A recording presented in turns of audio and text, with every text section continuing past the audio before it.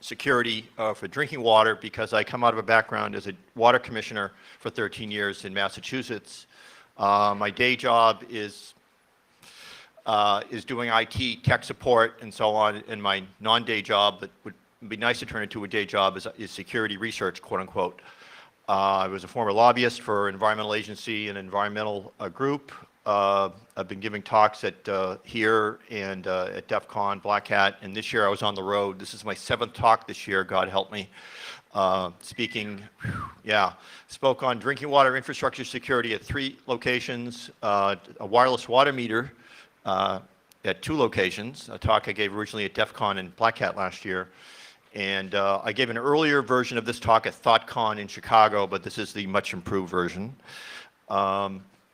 And I've written some articles based upon my water department experience in the Journal of the New England Water Works Association, and my Black Hat white paper on wireless water meters, actually the part of it that was on general drinking water security was published in the book Weapons of Mass Destruction and Terrorism, 2nd edition, which came out earlier this year, which is used as a textbook at University of Lowell and I think also at West Point. So I'm developing my expertise in writing on these matters. So this talk actually came out of my research originally. I was talking to someone earlier. I gave a talk at DEF CON in 2010 on general drinking water infrastructure security, and that led to my talk last year on wireless water meter security, or lack thereof, and hackability of wireless water meters when they become prevalent. And that led to this talk, which is sort of a further fine-grained way of finding out how you use water in your home and other activities in your home. The outline basically is, I have to mention, I did some research on the telescreen. Now I looked for a picture from the original show.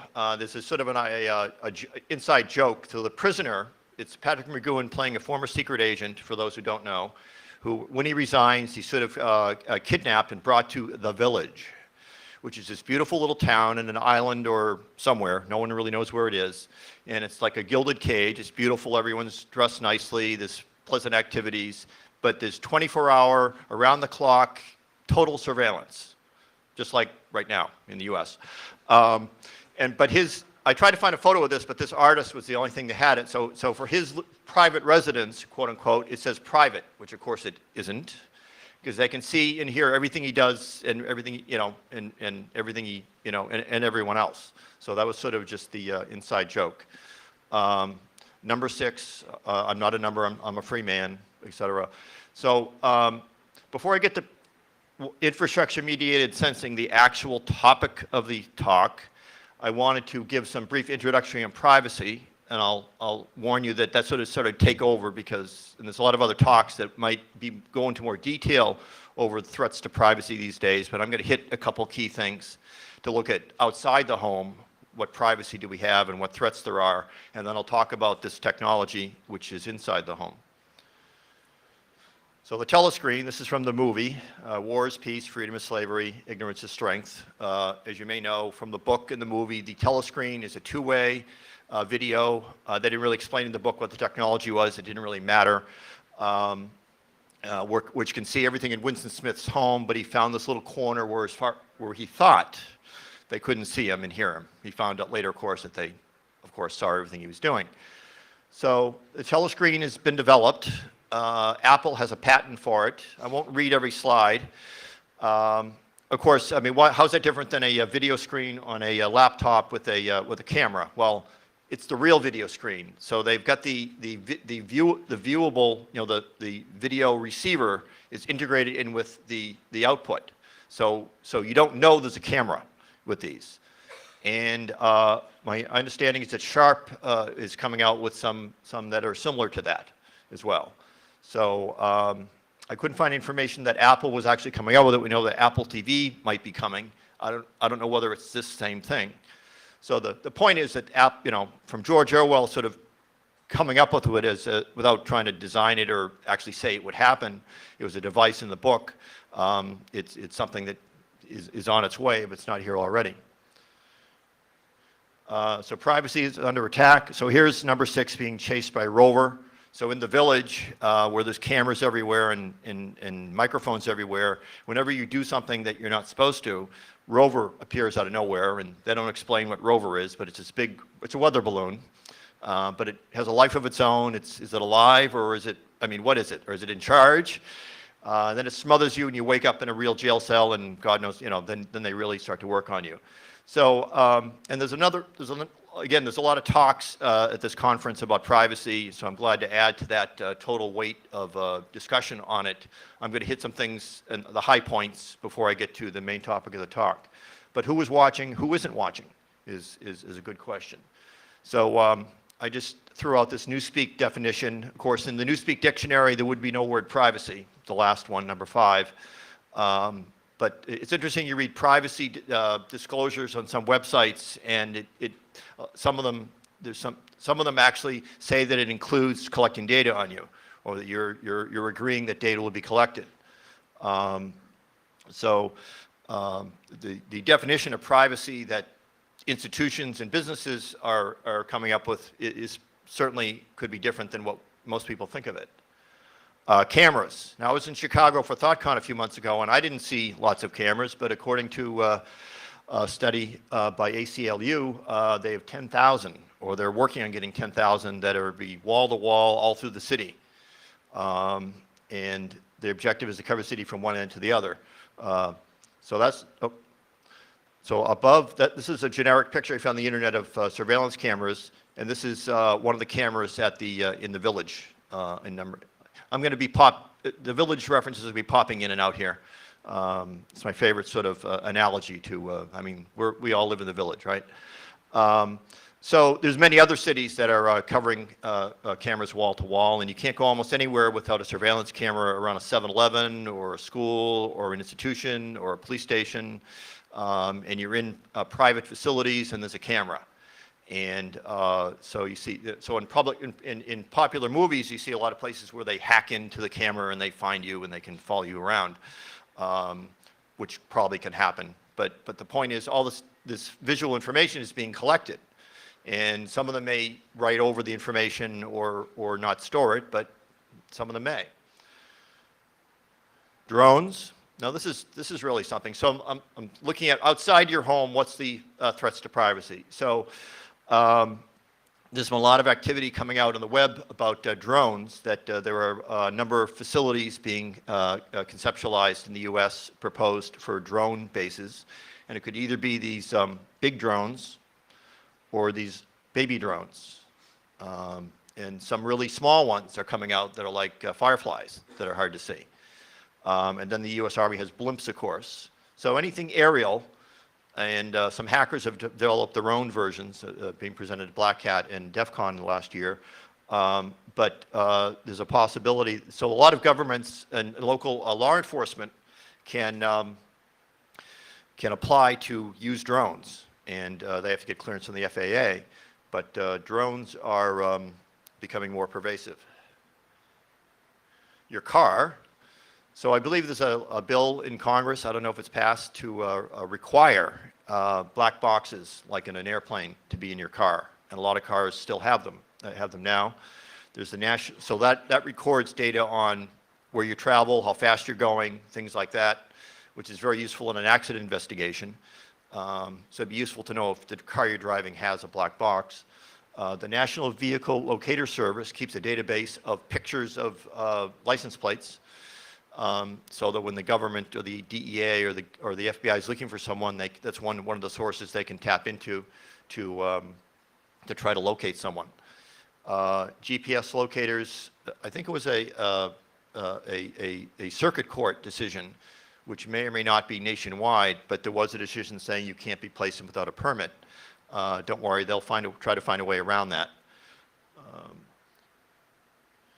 And personal ads and geolocation, like in Minority Report. I was going to do a theme of what movie are we in, but it's hard to say. They all sort of overlap. But in Minority Report, he's walking through with the fake eyes from the after he had his eyes replaced, and they're responding to the retinal scan, and they're giving him personalized ads based upon who the eyes usually used to belong to. And those are under development. Immersive labs. embeds cameras in displays, and there are some retail locations now that are have networks where they find your cell phone, they get your MAC address, and they can link it to who you are, and then give you personalized ads based upon a database of where you've been and your shopping. And French billboards, I'm told, call your cell phone. So I'm not trying to get in depth in a lot of these things, but the point is there's a lot of things chipping away. It's for the government, it's marketers trying to sell you something, it's all of the above. Secret code and color printers. I just had to mention this. I learned about this by watching Mikko Heikkinen in the TED Talks. He said, for example, in 1980s, during the Cold War, Eastern Germany, every owner of a typewriter had to register it so that the government could find out, and then give a sample. So if you wrote something critical of the government or something they didn't like, they could find out who typed it. Well, the EFF, and I think Marcia Hoffman's here, I don't know if she's here now, but EFF is here, has done a study where they try to document the secret codes that are now in laser printers, or in many laser printers, so that the government can do the same thing now. Now, maybe not to suppress free speech, of course. Why would they do that? But if they want to identify where a document came from, it's possible with these secret codes that are in like light colored yellow or green or something you can't obviously see. So check the EFF website for documentation on some of the codes they've been able to decode. Mikko in his talk, he was surprised, said people should know about this. He's surprised how many people don't know this. And I didn't know it, so I figured I'd throw it in because that's a serious invasion of privacy. You type something up, you print it out, you make copies, and somebody, either the government or someone else who knows the code, can figure out which machine it was and maybe track it back to you. So there's really no end to this sort of chipping away at doing something privately. Warrantless eavesdropping, again, I won't read everything, but it's started with Bush, and Obama's been keeping it going. But don't worry, as long as you're not a terrorist, you have nothing to worry about. And it's only international. They assure us it's only international, and they won't listen to anyone who's only not talking about something with a foreign address. But we all should be worried because, again, it's thousands or millions of phone calls and data that's being collected. People with cell phones. So again, it's ourselves. So there's people everywhere taking a picture or a video. Google Glasses, if they take off, that's a picture right there. What's the threat there? Well, it's developing data. So you walk around with Google Glasses and it's developing a database at Google, which of course remembers everything.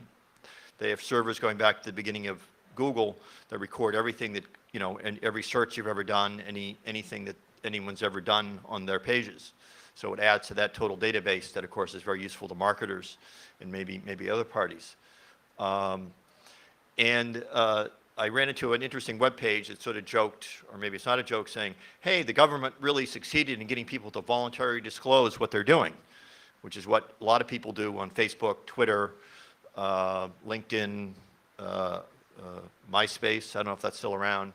But a lot of people, I think mostly teenagers and high school students, just tell people everything they're doing, and then they're shocked. They're shocked that people are, talking about what they do. And Jeff Fox from Consumer Reports was here. That he did a story on it earlier this year. There's also a threat, though, even if you're not on Facebook, people can talk about what you're doing on Facebook, and information about you can still leak out.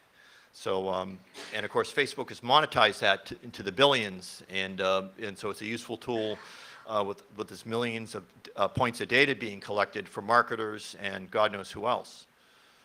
So so it's ourselves, POGO, we've seen the enemy, and it's ourselves. And of course, I just saw this a couple days ago. So airports, invasion of privacy as we enter, get on a flight.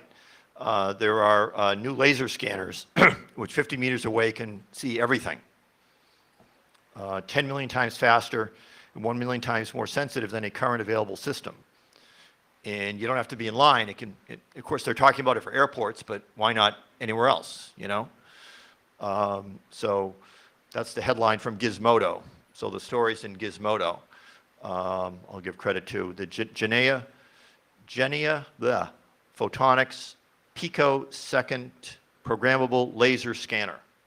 Can look at you and find, so, sorry, right at the bottom there, the Genia? So this is not intended to be a thorough discussion of erosion of privacy outside the home, but it covers some major issues that I've seen so far. So the big question is, do the walls of a home protect privacy anymore? So Chris Desmond, a master's thesis candidate, looking at he was at a law school in Canada, I believe, looked at this question and had this great quote: "The walls that have maintained the privacy of a man's affairs for thousands of years have been made obsolete by his technological advances." So it wasn't that long ago that, you know, you're inside your home and you're safe from being snooped on. Of course, that's a real glass home. I don't know if anybody lives in it, but it's a conceptual design by an Italian design team. So some of the well-known technologies is Tempest Attack outside the home, can read the electronic signature of electronic emissions from a monitor, at least from a CRT. I presume also from an LCD, but I'm not sure. And there's a way to read what you're typing on the monitor. TV viewing can be revealed by a smart electric meter. There's a paper that came out in Germany last year where they can correlate the timing of when they know that the TV's on, and they can detect the channel. You just match that up with the schedule and you can find out what someone's watching. Electric meter signals, there was a talk at DEF CON last year, I think David Kennedy, on how through the electric meter, just again reading the fluctuations in electric use, you can determine what's going on inside the house from electric activity. And that comes close to what I'll be talking about in the bulk of the talk. Of course, tapping and eavesdropping on computers is no mystery, and your internet activity. But we're going to another level in this talk on that. So, and then of course the smart grid. So I gave a talk last year, actually earlier this year twice, and last year at Black Hat and DEF CON on smart water meters, wireless water meters. And when I did the research, I didn't realize at the beginning that the major concern would be privacy.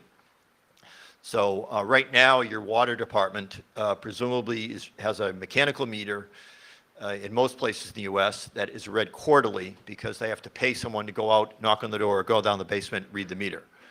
About 7% of US homes have smart meters that go beyond that are, well, wireless meters anyway, that send a signal out. And the advantage of sending a signal out or having it received from someone driving by the home or received at a central facility for billing is that you can change the frequency. Since you don't have to pay for people to go out and read the meters, you can check on the frequency of water use every hour, every day, every 5 minutes, which is very useful to the water department to determine leaks, to determine if people are using water when they're not supposed to. But it also gives you a very fine-grained, detailed information of water use that you can use to determine what's going on in the home. So this is just one piece from my talk on wireless water meters, where from a online newspaper called the Cary Watchman from Cary, North Carolina, that the right to be concerned about the information, our private lives that the town staff will be able to collect from the Aquastar AMI water meter system is implemented. And they give a quote from a technology futurist and keynote speaker at a conference. They can tell when you take a shower, when to take the, and this is just from the water meter. I'll get into techniques that are even more useful than that to finding out what you're doing. I gave my wireless water meter talk in Madison, Wisconsin yesterday. And after I gave the talk, I talked to some people from the University of Wisconsin, where I gave the talk in the city, where I found out that the city of Madison, Wisconsin just just signed a contract to install, tens of thousands of wireless water meters throughout the city. And like most of them, they're not encrypted. They use something called frequency hopping spread spectrum, which, is thought of as encryption, which came out of World War II, but it's obscurity. So every packet is sent out with a different frequency. that presumably only the sender and the receiver know. The trouble is that's not really encryption, and there are fairly easy ways to break that. But in any event, whether or not the water department is going to be sinister and use the information somehow based upon what you do at your home, I don't think, as a former water commissioner, I really doubt that a lot of them are going to do that unless there's some personal thing going on and someone in the water department wants to get at someone who, based upon the data. The trouble is that data is created and it lives forever, and where's it going to go? So privacy is the biggest question you see out there, mostly for the smart grid, for electricity, for gas, and for water. Okay, here we go. Infrastructure mediated single point sensing. I like having the long technical term. Infrastructure sensing is my shorthand for it. So it's the use of existing home infrastructure. So this is a way, without having to put a chip on you, or a transmitter, or a microphone, or have cameras in the home, find out what you're doing in the home. And I'll get into why anybody would want to do that in a good sense. It can accurately determine human activity. So eliminate the need for sensors or chips. Work with other sensor devices and methods. This is not the same thing as a smart home, which we've been reading about in science fiction for many years, but still hasn't come to fruition. And I read an article in the Smart Home a while ago, and the main reason might be why would you need it? Though there are applications out there that are similar to the smart home, where you have a home area network where you can have central control over appliances, which is good for controlling electricity use if you want to lower your electric bill. So these devices and this research comes primarily out of the Ubiquitous Computing Research Lab, UbiComp, at the University of Washington. It's called pervasive computing or ubiquitous computing. Ubiquitous means everywhere. These are not in production yet, but there's a lot of research and a number of papers on the web about this. So sustainability, to reduce use of natural resources like water, natural gas, fossil fuels for the most part that power electricity, and it's used for health sensing. And so these are some of the purposes that they propose for it. So HydroSense, this is how I got into it in looking at wireless water meters, read about HydroSense. And this is very, technically this is very sophisticated, but very simple. So, so you want to find out so with this device, let me back up. With this device, it's a very simple, small device that doesn't cost much. You attach it to any piece of plumbing in the house. And after being calibrated, it has a little wireless transceiver on it. After being calibrated, it can tell which fixture was turned on or off at any particular time and how much water was used. And you can develop a very precise database of water use. So toilet, faucet, shower, tub, kitchen, everywhere. And it uses something called Poiseuille's law, which I won't read. But these graphs give you the idea of how it works. Is that the open event, I know from my experience in water, when you open or close a valve, you create a water hammer, which creates a sound and a vibration. And so this reads it, and it can tell the difference between an open and a close. So screw-on device, measures the change in pressure, and sent to wireless. And there are, it's battery powered, but they've really been working on it, and there's one that actually powers itself from the water the vibration of the water going through the pipe. So there's a lot of development work going on this. These are not in production yet. None of the ones I'm talking about now are in production yet, but they may, and I'll talk about why. Gas sense. So this is attached to where the gas enters the house, and it uses sound. So it listens to the sound of the gas, the natural gas entering the house. It's used for hot water heating, stove, furnace, fireplace, clothes, dryers. So those are the things most of those don't use water, so that covers some different bases. So there are a couple studies that I quoted from here. So calibrated by turning gas appliances on or off and recording the sounds. So it's not that these can be put in surreptitiously and suddenly figure these things out, although I'm sure someone could figure that out. But at this point, you have to put it on. So it's still being studied. You put it on, you do the calibration, and you can do the same thing that you do with HydroSense. You can determine what's been turned on or off and how much gas is used. So the success is it helps provide a complete picture of whole home human activity, what you're doing in the house, along with the water use. New eco-feedback device to help users monitor and perhaps reduce their natural gas usage. So that's a beneficial use, right? So reduce use of natural gas. You get the same benefit out of the natural gas, but you're using less and you're paying less. So that's good, right? ElectroSense. So the switch mode power supplies, which are in most appliances, emits a high frequency electromagnetic pulse, and it has a signature specific to a device, and it detects it. But electricity is easy in that sense, because so that's everything else in the house is electrical. Location sensing, and this is just a part of the picture. So there are devices you can put if you've got a air conditioning system, HVAC system in the house or building, and most houses may not have that in New England, anywhere where I live, or in the eastern U.S., but maybe other parts of the country do, and of course, apartments, condos, government facilities, private facilities have them as well.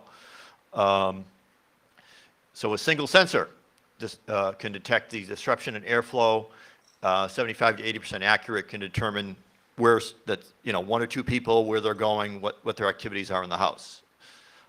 Smart floors, that's an easier way to do it. So the pressure sensors in a grid in the house, and you can calibrate it so you know who's walking and where they're walking, and you get a database of exactly what's going on there. Power line positioning. This means you have to have something on you, like a chip or a microphone or something. So you've got water, gas, electric, location. So they can find out what you're doing in the house. And again, these aren't, I'm not saying this is done surreptitiously. Someone's installing it so that you're knowing it. That would be very hard in most of these, but that's not what the idea is. So the acronym is ADL, Activities of Daily Life. So who went where, who did what, behavioral information. So this is I tried to find some more examples of this, but this is the best one. So you get a pattern from these different sensors, and this pattern says, they're having breakfast. So it looks at water. This I think is primarily water, but you get water and gas and location.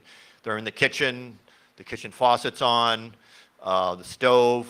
There's enough water to put tea in the kettle or make coffee. So they're having breakfast. There's a different pattern for dinner, might be similar. Different pattern for going to bed. Different pattern for other things you're doing. So even if you don't have the location sensors, they can find out from the water and gas and electricity what rooms people are doing things in. And the more sensors you add, the more information you get. Behavioral information, health status, that's one of the beneficial uses, and correlated with other information. So there are a lot of studies on this. There's a massive studies where actually the researchers are trying to find out now. So if we put all these sensors in, they run into a couple problems, like running out of electrical outlets for some of them that need power on their own. You run into electrical interference from ones that use similar frequencies. So they're working that out, though. Don't worry, they're working that out. And so it can be easier and simpler to build a house or a condo or a government facility where they can track everything you're doing. I mean, why not? Okay, so health monitoring in the home, elderly and assisted living facilities. Those are two sort of similar things. So looking at water use, mobility, you can get health indications. And there's a lot of fine-grained analysis that's been done for many years at elderly and assisted living facilities where, there's an aide in the home or visits the home, or there are cameras, which is intrusive. So this is a way of doing it without cameras. So you can see a reduction in mobility. The toilet isn't used as much. They're not drawing water. They're not doing something. That's a health issue. That's the easy one to figure out. There are many others that years of assisted living research can correlate with some of these things to look at health. So that's a good thing. So you have an assisted living facility, and instead of paying for an aide to be in each with the person all the time, or visit us, you probably want to visit once in a while, you can set these things up and set it up on the computer and, you know, have a flag go off if certain things happen. So that's a positive intent of it. Resource and water conservation. So it can help people who want to conserve resources, water, gas, electricity, because they can get fine-grained information on their use. So if they want to reduce their electric bill, they can get a report daily, weekly, monthly, annually, whatever, to say, okay, this is your bill, this is what you used during this time, and so you voluntarily, this is the positive so far, you can voluntarily say, oh yeah, I don't really need to use that as much, I'll reduce that, and lower the bill, save money. Same thing with water. Don't leave the faucet running. Take a bath instead of a shower, or use there's all sorts of little rules you can follow, and this is a way of helping you follow those rules to achieve micro sustainability, meaning for your little home to be sustainable in terms of conserving natural resources and improve their lives. So what's wrong with improving your life, right? Home health monitoring. So there's a lot of stuff on this that's not what I'm talking about specifically, but there's wearable medical sensors, embedded medical sensors. That's a whole nother talk. They can't be hacked, right? Of course they can't. There's a lot of research on that as well, on hacking pacemakers and implantable defibrillators, because they're wireless and they're not encrypted in most cases. But again, so there's a lot of vital sign monitoring, motion analysis I mentioned earlier. Parkinson's disease is one application where you can look at mobility or actions and correlate it with health. Early detection, enhanced first responder, improve life quality.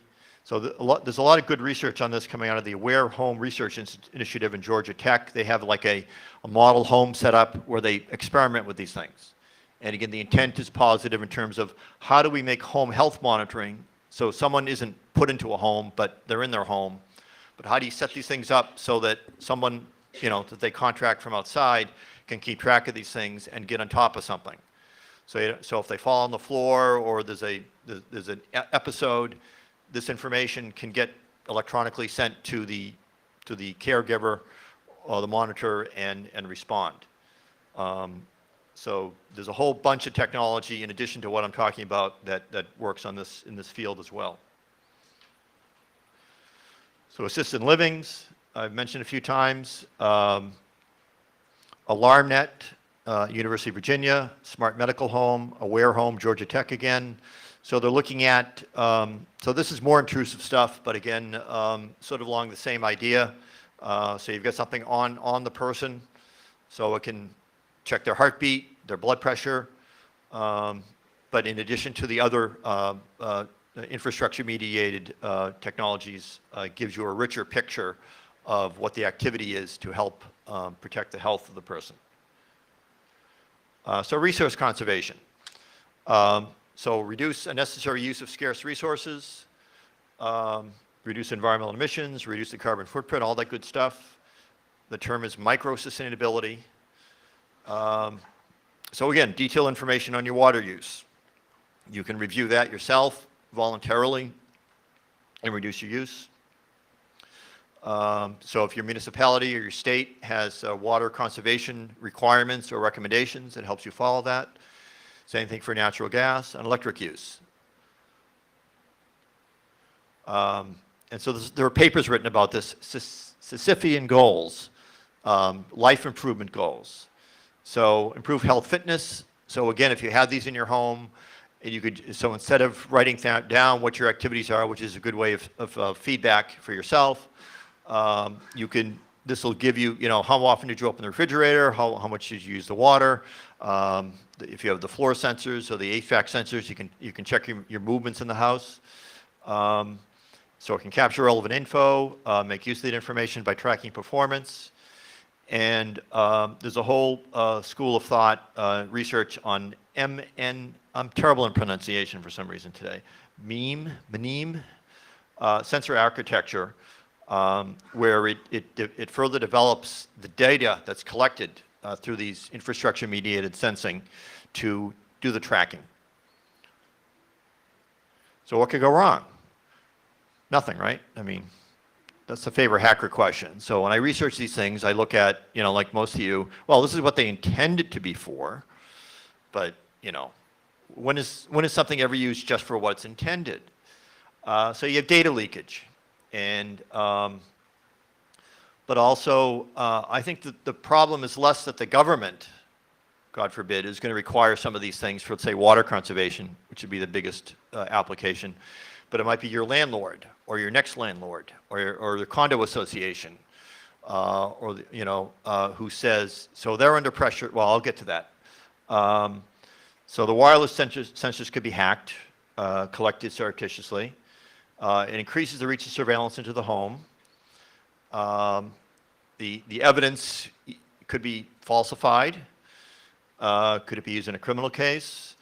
Could it be inaccurate? Maybe it's not falsified, it's just wrong, but someone acts upon it. So this is a laundry list of some things that could go wrong. So let's look at them. Will the data leak out? No, of course not. I started to catalog this, and the list is just too long.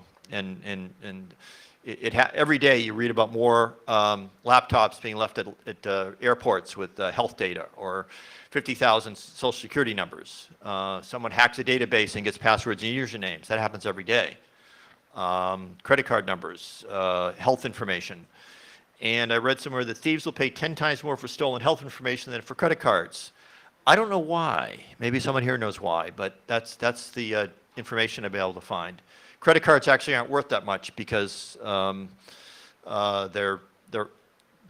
theft is detected and they're closed. They're closed out pretty quickly, apparently.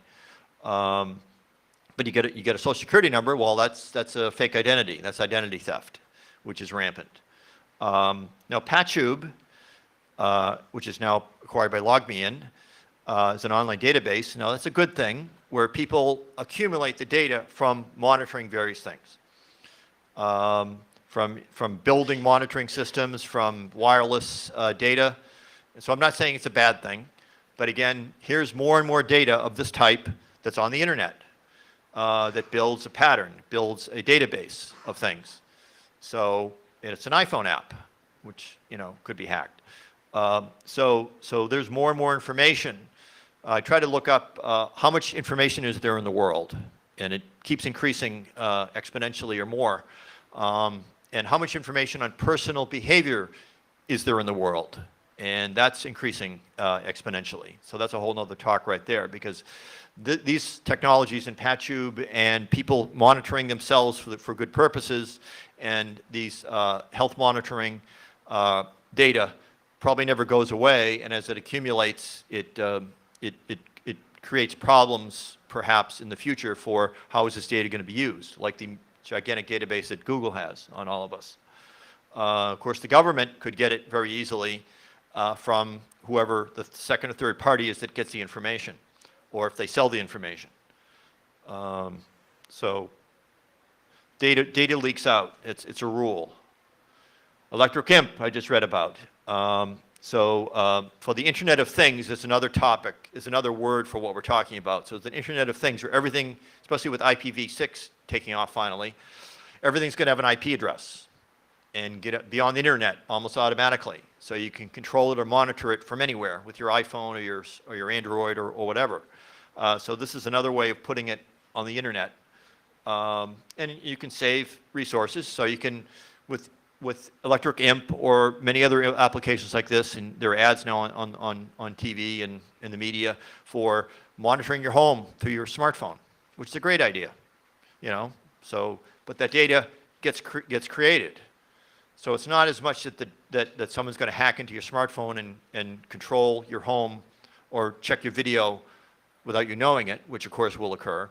But on top of that, all this data is being collected and accumulated. So this is from this is all quoted from their webpage, and it's just another way of you know, a database being created from these type of devices. And I'm not saying I'm being exhaustive in the type of devices that use infrastructure mediated sensing. A lot of people use different terms for similar things. So it's the Internet of Things is ubiquitous computing, pervasive computing. Everything's becoming wireless with an IP address, being on the internet. And many of them track what you do in your home or what you do anywhere else. And it's going to be hard to escape from that, if it isn't already. And of course, under CISPA, I try to look up the recent, this is a big, a lot of news about this earlier in the year, and I tried to find the latest, and as far as I know, it still was passed by the House. There's people saying that Obama will sign it if it passes the Senate, but maybe EFF can explain what's going on in the Senate. I couldn't find the latest information. But the biggest problem for what we're talking about, notwithstanding any other provision of law, which is a very broad term meaning you can do it, companies may share information, including the federal government. So like in the warrantless wiretapping, the telcos were just giving information to the federal government. Well, any of these entities that collect this type of information can just give it to the federal government on request without you knowing about it. You don't need a search warrant, you don't need a subpoena, you don't need a wiretap, you don't need FISMA secret court. It's just out there. So that's another way that this information will leak out. So Google could be watching, is watching. So it gets worse. So Google is right on top of this, of course. They're in the cutting edge. So they're talking about actually getting this data themselves. Surprise, surprise. I mean, Google never has enough data. So they want a home activity recognition. I'm reading this, I'm saying, this sounds familiar. That's what we're talking about. To track people's activities through home network interactions. So they're talking about the home area network where your electric appliances, well, I think that's what they're talking about, among other things. A home area network is where electric appliances are networked and you've got a central control center that you can access through your smartphone most likely, where you can turn things on or off remotely or in your home, which is very useful. But of course it's wireless, it's on the internet, so Google wants it. What are they going to do with that information? They're going to just do it to protect you, right? So to remind you to take medication, so they know what medication you're taking. Well, that's good, that's very helpful. Encourage them to act more safely. Remember iRobot? You know, the 3 laws of robotics? So they're going to help you act more safely. So they're going to prevent you from doing things that could hurt you. That's a good thing, right? Or to recommend changes in behavior. I'm not liking this very much so far. So using UPnPN discovery protocol, which is fairly universal, creates instance table and operational. So this is still under development, I guess, but don't worry. They got the money. They'll figure out how to do it. So this is independent of what I was talking about, but could be integrated with it very easily. So I'm stealing stuff from one of their web pages or discussion about this. Something about this leaked out. And then someone from Google denied it, but then there's a paper where they talk about it.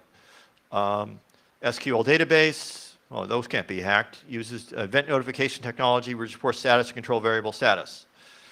Common home network device like computers, phones, and TVs, game consoles, but can include other types of sensors. Then I cut off, I stopped quoting it. So yeah, Google, with their Google glasses and your Google web page and your Google Gmail and everything Google. So that ups the ante a little, I think. And FATS attack. Okay, so let's say for the infrastructure mediated sensing, and this comes from the same researchers at University of Washington, right? Let's say they encrypt it. They know there's a privacy issue, okay? I'm not saying they don't know that. They know there's a privacy issue, so they're working on encrypting it. So one of the researchers said, well, what if it's encrypted? Can you still find out what's going on in the house? And the answer is yes. It's through a fingerprint and timing-based snooping attack, type of side channel attack. So you don't need to read the transmissions from the individual infrastructure sensing devices. You just have to know when the signals come out. So they put motion sensors, so the basic research, and without actually reading the signals, they were still able to determine the activities of daily life, such as sleeping, bathroom and kitchen visits, bathroom activities, kitchen activities, and high-level health information. It's very sophisticated. So you don't have to read the signal, you don't have to decode it. You just have to know when the signal occurred and where it came from. So you have to look at the fingerprint. You have to know what motion sensor or device it came from. So then they looked at, okay, how do we protect against that, which is good. So it's nice research is being done on this and that they're looking at the attack and the defense. The question will be when these things actually go in production, will they have these or not? So the protection is signal attenuators. So you send the signal out not when the activity occurs, but some random time after that, random delays. Or attenuators, you reduce the, that's when you reduce the, how far the signal goes. Periodic transmission, so you time it. So instead of sending the signal when the activity occurs, you time it, so every 15 minutes or every 20 minutes or whatever, it goes out, so you can't use the FATS attack to correlate the timing of it with the activity. Fingerprint masking, again, I don't know if it's a UNP identifier. I don't know if it's a MAC address, some other. You have to know what device it's coming from, obviously. So you mask it somehow, or you put in fake transmissions. So the good news is these people aren't evil who are coming up with things. They are trying to do it for beneficial reasons. They are thinking about some of the negative uses of it. This, of course, doesn't protect you against the fact that the data is actually collected anyway, and it's in a database somewhere by their company or another company, and the data can still be exfiltrated or stolen or given to the government or taken by the government. But this at least protects you from someone snooping from outside the house if they put these in place. But who would want this information? So I adapted this from a discussion on electric smart meters, and I won't go through the whole thing. Not all of these apply. I couldn't give a story for each of these, but of course utility, so I'm talking about a smart meter, but a lot of this still applies. So you get, for water conservation, what if a company that sells water conservation devices or electric conservation or natural gas conservation, they get the database and they figure out that here's a list of people in this city who aren't complying with the conservation requirements, or that they know want to conserve gas or electricity use or water more. And they get a database, and so they send them a marketing email or mailing if they still use snail mail. Law enforcers, again, there have been some cases where water use has been, the FBI goes to the water utility and finds out excessive water use, and says, gee, maybe they're growing marijuana, or maybe they're cooking meth, because they also high electric use. So this gives you more fine-grained information. What if you think someone's holding someone hostage or kidnapping? That's a good thing, but you can get information from here how many people are in the house by looking at the water use, electric use, etc. So there's a whole bunch of potential uses that I couldn't think of, but it's probably in here somewhere. And since these devices aren't in the market yet, it's hard to see. I don't have any examples of it actually happening.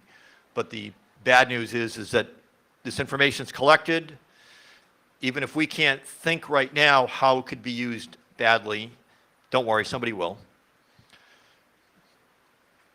Okay, so a bad way, and I'm in favor, I used to work for environmental agencies and environmental groups, so water conservation is a good thing in general, because even if you have plenty of water, quote unquote, in your municipality, it's not going to last forever, especially with population and business increasing. So water conservation is a good thing. However, should we make people do it?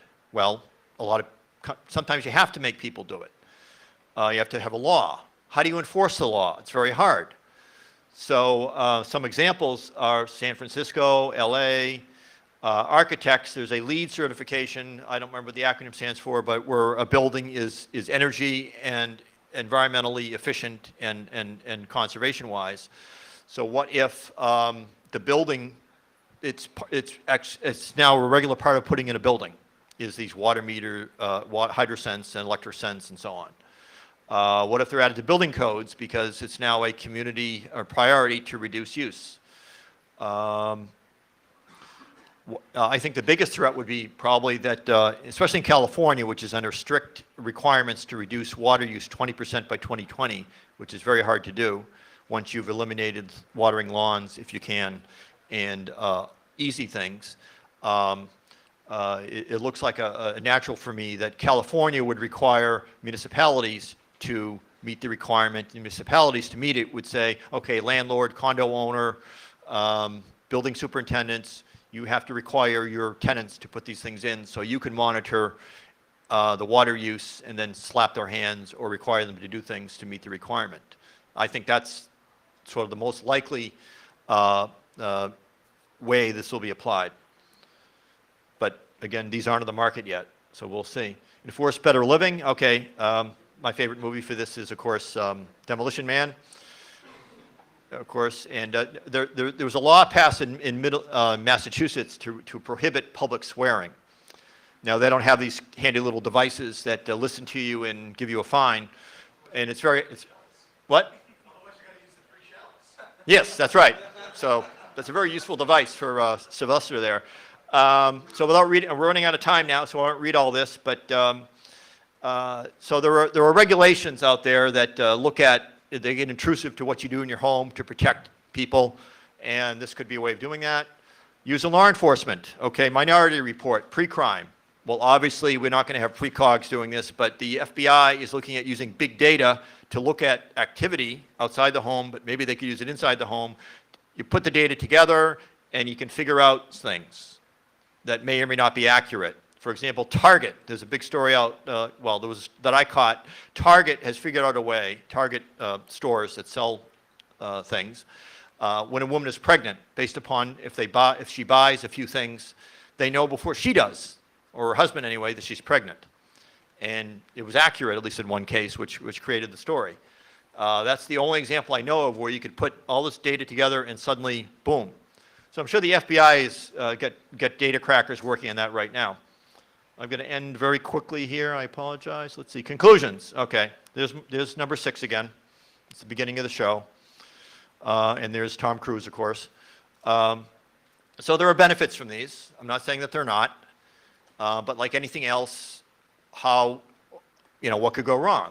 And there are serious privacy issues that could result. And security. Again, if somebody knows what's going on in your home and you don't know they're doing it, they could take advantage of that.